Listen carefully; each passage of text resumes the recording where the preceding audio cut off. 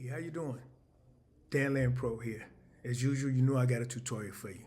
Today is Premiere Pro 2025 updates. Now, we have some updates in Premiere Pro, for example, generative expand. We got a pen tool that you can now get in the effects controls, AI generated. We got the transform icon. We got the transform menu. We got the audio file menu where you can adjust the volume right there. So you don't have to worry about essential graphics or essential sound anymore. So you can just click on that particular audio file and adjust right there. Same with your images and your videos, clips. You can adjust them right there. It's very friendly, user friendly. So we're gonna go over some of those things. So let's get started. Okay, so here we are in Premiere Pro. Now, one of the first things I am going to touch upon in Premiere Pro is the transform tool. So let's go get us some footage. We got 2 clips in here. I think I'm gonna use this clip right here. Let's bring that in. I'm gonna keep my existings. And then we're going to show you where you see the transform tools. So if I want to transform, unlike before where you had to go into Central Graphics, you look up here to your right, you see this whole area over here where I can scale. So I can do my scaling, I can do positioning, I can do a number of things over here, right here in this little menu to the right. So up, down, etc.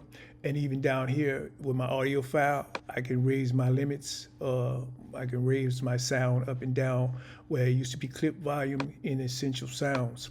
So you also see we got a crop tool here now, right over here in this menu.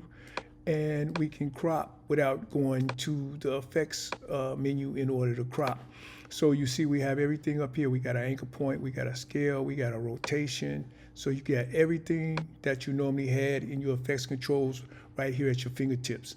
Like we said, it's very user friendly. So it's the same thing if we were doing an image. Now, the other thing about this, you see right here, this icon right here, this drop down menu right here. If you drop down, you can select transform, and I can do everything right here inside of the window as far as my transforms. So I can transform up, down, and if we go back, and like I say, every time you hit transform, you can actually transform your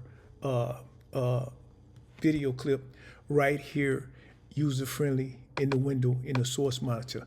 And the same thing here. If you notice, you used to have to go to the effects menu to do your controls or your crops. Now you can crop right here inside of the window. So you see, I can crop right here in this window, which is really user-friendly. And you will also find that the crop tool now comes up automatically in your effects controls. So where you used to have to go get it out of the effects menu, I can crop right over here as well, right at my fingertips. So this is one of the beautiful things about the new updates in Premiere that I really love. Everything's at your fingertips. So it's the same with my, let's Command L and get rid of that. And it's the same when we go to our video or audio file. You see right up here to the right, I got my audio where I used to have to go get stuff in order to mess around with the line. You see the line moving actually on the audio file. So it's right here where we used to have to do this in essential sounds. So you can still use effects, but you can do everything right here, right at your fingertips, user friendly. So the other thing we want to show you is that where you used to do corner pins. So let's say we get our usual effect as far as corner pins.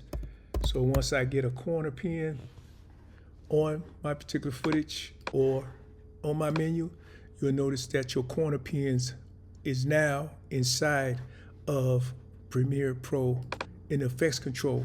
But unlike before, see, it's AI generated. So I can just grab my handles and do my corner pins. So if I want to put this in a TV screen or do some special effects right here in Premiere Pro, we can mess around with it. So just say I had a TV or something in a particular image and I want to fit this in with corner pins, then unlike before when we used to have to really mess around with it over in the effects panel, then we'd be there for a minute. But now you see it's very user-friendly right at your fingertips.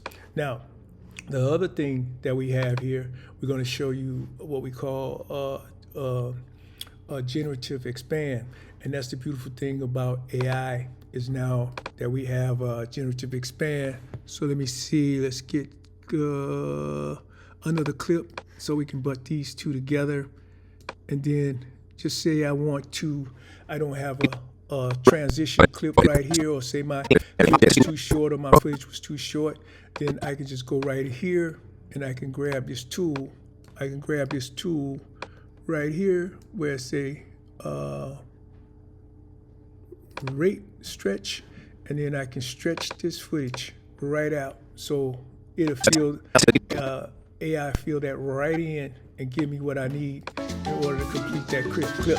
But you really only want to do 2 seconds. The limit is 2 seconds. But there's a way around that when you're doing images, because they got image coming in later versions of Adobe Premiere.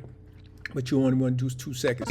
If you go more than 2 seconds, all you're really doing is turning that tool into a speed duration tool. And you'll notice you can slow it down and speed it up with this particular tool as well. So that's just something that they didn't mention, but I just kind of discovered it on my own. If I shortened it up, then I would just speed up my clip.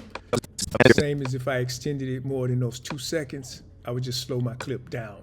So that's pretty much how the generative expand tool works. So we covered the generative extend tool.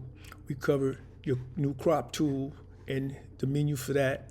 We covered your pen tool and your effects control, and we also covered transform, those transform icons and those crop icons right here that you can use. Now the last thing we want to show you is that, remember before when you used to try to zoom in and zoom out as far as your timeline, you will run into a lot of problems in the past. So they pretty much fixed those bugs right here in Premiere Pro. So as you see, there's no glitches and hiccups when you're using that tool, zoom tool, in and out. So that's pretty much it. Like we said, they got some new stuff coming in Premiere Pro as far as text video, and then you can also use images and do some special effects with them. And then in that tutorial, we're going to also show you how to take those images or take that video and extend that 2 seconds further than what you can actually use it. So it's a way to do it, and you can extend your photos and make them pretty much like motion graphics out of an image when you know how that process go. So that's pretty much it. Okay, so there you have it, Premiere Pro updates 2025. So as we said, you have generative extend, we got transform tools, we got the scale tools, we got the audio file adjustments, volume adjustments, we got the icon, transform icon. So you can do your adjustments right there on the timeline or in the source monitor. So these are all user-friendly items that they've been putting in Premiere. You also have a new in and out zoom timeline, which you don't have the bugs that used to be in there. So they're doing some pretty good things. And we got a bonus coming to you, which is text to video in Premiere Pro. So I'm on the waiting list. I don't know if you're on the waiting list yet, but go over to your Adobe suite and you can sign up for the waiting list to get your email about text to video. So it's a lot of good things happening in Adobe Premiere, and we just want to share those things with you. Hey, my name is Dan Land Pro. Till next time, make sure you hit that like and that subscribe button. Always a pleasure. Peace.